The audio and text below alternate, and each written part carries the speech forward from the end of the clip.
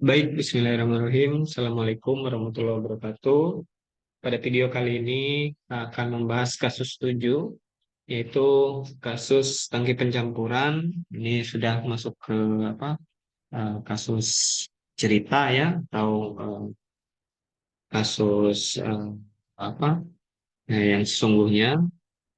Jadi ceritanya itu akan dicampur dua komponen, ya, komponen A dan B dalam sebuah tangki berpengaduk. Tidak ada reaksi kimia, berarti tidak ada persamaan reaksi. Kemudian yang ingin diketahui adalah seberapa besar fraksi A, XA berarti ya, fraksi XA pada aliran keluar setiap waktu. Jadi ada A dan B masuk, kemudian diaduk ya, kemudian dia keluar. Ya, berarti ada inlet, ada output. Ya. Ada input, ada output. Jika aliran masuk F ya, dan aliran keluarnya disimbolkan sebagai L, maka fraksi komponen A aliran masuknya itu diketahui. Data yang kita ketahui adalah inputnya tadi adalah F dan L ini adalah outputnya sama nilainya 100 liter per menit, berarti dalam keadaan steady. Kemudian XA di F. Nah, ini XA di F ini adalah fraksi komponen A pada aliran masuk. Karena F ini kan tadi aliran masuk. 0,4 A-nya, berarti 0,6-nya itu B, material B. Rho atau densitas A-nya itu adalah 1100 gram per liter. Nah, untuk menyelesaikan kasus ini di dalam MATLAB, kita harus menyusun persamaan matematis terlebih dahulu. Nah, biasanya persamaan matematis yang kita butuhkan itu diturunkan dari neraca massa. Kalau ini kita bahas neraca massa komponen A, berarti kita buat hanya untuk komponen A saja, tidak perlu untuk komponen B. Karena yang ingin diketahui kan profil dari XA setiap waktu ya. Jadi kalau kita bikin neraca massa komponen A, input dikurangi rate output, karena tidak ada reaksi, berarti langsung sama dengan akumulasi. Tadi di input, di sini ada feed 100 liter per menit, juga ada XA0 dan XB0. XA0 tadi 0,4. Berarti di input, ya, ini harus, karena ini neraca massa ya, jadi satuannya harus massa per menit. Ya. Yang pertama yang diketahui adalah F. F itu adalah laju alir atau satuannya liter per menit. Maka kita harus ubah eh, liter per menit ini menjadi massa per menit dengan cara mengalikannya dengan densitas. Ya, densitas satuannya gram per liter sehingga kalau kita kali F dengan rho itu menjadi gram per menit karena liternya habis. Ya, tentu saja dikali XA0 karena kalau kita ingin mendefinisikan berapa banyaknya A per waktu di input, maka inlet totalnya dikalikan dengan fraksi A. Itu inputnya. Jadi di input itu ada F kalikan XA0 kalikan rho A dikurangi rate out, ini adalah outputnya. Outputnya di sini ada L, kemudian XA, ada XB. Nah, yang semula ini dari XA0 ya, dia berubah menjadi XA. XA itu berarti fraksi pada saat aliran keluar. Sama, jadi di output itu persamaannya adalah L kalikan XA kalikan rho A, sehingga satuannya yang di sini nanti massa per waktu ya, gram per menit, sama dengan, nah akumulasinya, akumulasi ini adalah sesuatu yang terjadi di antara input dan output, atau dalam kasus ini adalah ada di tangki berpengaduk.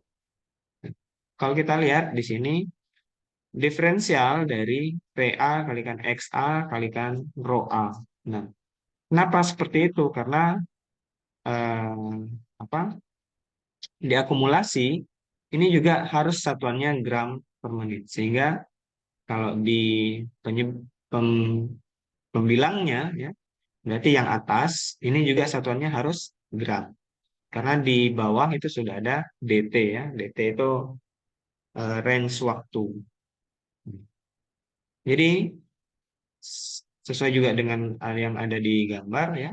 Volume itu satuannya liter, kalikan XA tidak bersatuan, kalikan rho A. Rho A itu adalah gram per liter. Jadi di sini nanti di pembilang itu tetap satuannya gram. Dibagi dengan DT, dibagi dengan menit. Jadi di akumulasi itu pasti satuannya akan sama dengan di ruas kiri, baik itu input atau output. Ya, jadi diakumulasi sama dengan dVA XA rho A per dt. Nah, ini kan tidak semuanya berubah. Artinya D itu kan diferensial ya, diferensiasi. Ada perubahan dari misalnya, kalau dVA itu artinya perubahan volume. Ini bukan dVA ya, karena tidak ada volume A di sini. Jadi volume tangki ya. Volume tangki, di sini juga volume tangki. Ini ya,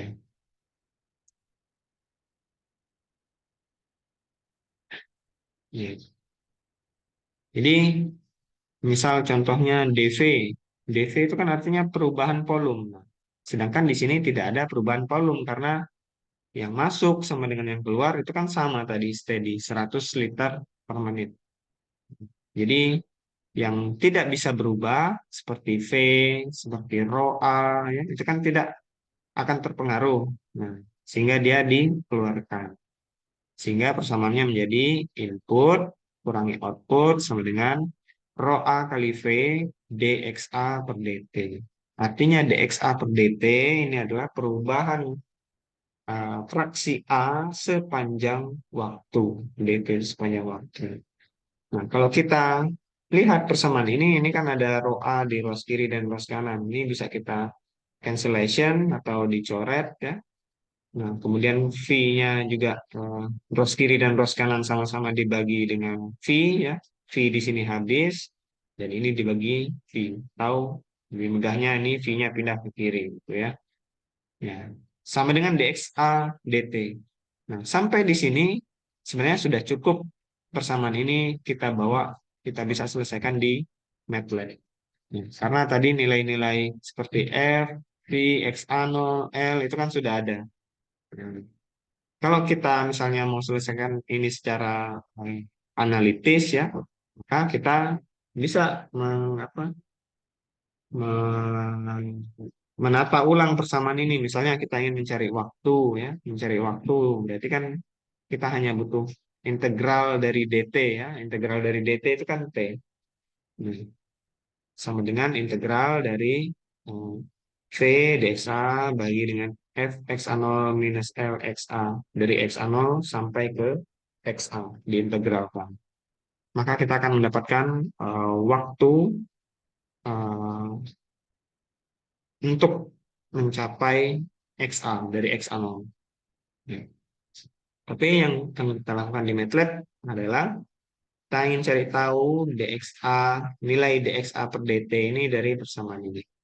Ya. Kalau ini kan persamaan diferensial, ya, berarti kita bisa menggunakan ODE 23 atau ODE berapapun untuk menyelesaikan persamaan diferensial. Akan masuk ke MATLAB. Ya. Kemudian setelah masuk ke MATLAB, Mas ketik kemarin buka editornya atau M-file-nya, kita masukkan function kasus 7 ya, kasus 7, COC, N. Nah, kita masukkan data input yang kita sudah tahu terlebih dahulu. Di sini yang sudah kita ketahui ini. Kita copy saja. F, ini F-nya sama dengan L ya, selama 100. Ini liter per menit ini tidak bisa dibaca MATLAB, jadi kita hapus. Kemudian XA 0 berarti ya, XA di F itu kan XA 0. Kemudian 0,4 ini adalah rho. Ya. Rho-nya 1100 gram per liter ini juga tidak bisa dibaca itu. Jadi ini adalah eh, data input. Data input. Ada laju alir masuk, laju keluar, fraksi A awal di input ya, ada densitas. Ya, kemudian yang harus kita buat selanjutnya adalah expand ya, atau T-span karena di sini kan waktu ya. T-span sama dengan berarti T-span-nya ini yang akan kita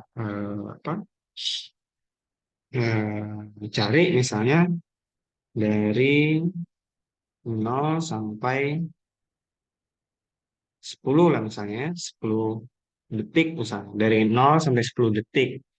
Kemudian yang dibutuhkan ODE itu kemarin kan ada eh, nilai awal ya. Nilai awalnya XA0 di sini sudah ada 0,4. Hmm. Tinggal kita masukkan toolbox-nya. Jadi di sini kalau ODE itu kita harus pakai eh, kurung matriks, kurung matriks T, XA berarti ya. Kalau DXA per DT berarti kalau kita jabarkan dalam MATLAB itu bisa kita pakai X-nya, sumbu X-nya dulu atau T-nya, ya, waktunya, koma XA. XA ini fraksi A yang akan berubah setiap waktu tadi. Sama dengan ODE 23 bisa kita pakai add misalnya fungsi 7A, koma, tispan, koma, XA0.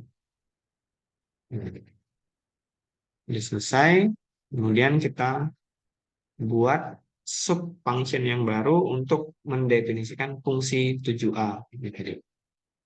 Function, misalnya Y sama dengan fungsi 7A dalam kurung T, XA. Ya. Ingat di ODE ini variabel yang tidak diketahuinya harus kita tuliskan dua-duanya sesuai dengan uh, sintak untuk menuliskan ODE 23 di main function tadi. Kemudian kita masukkan fungsinya.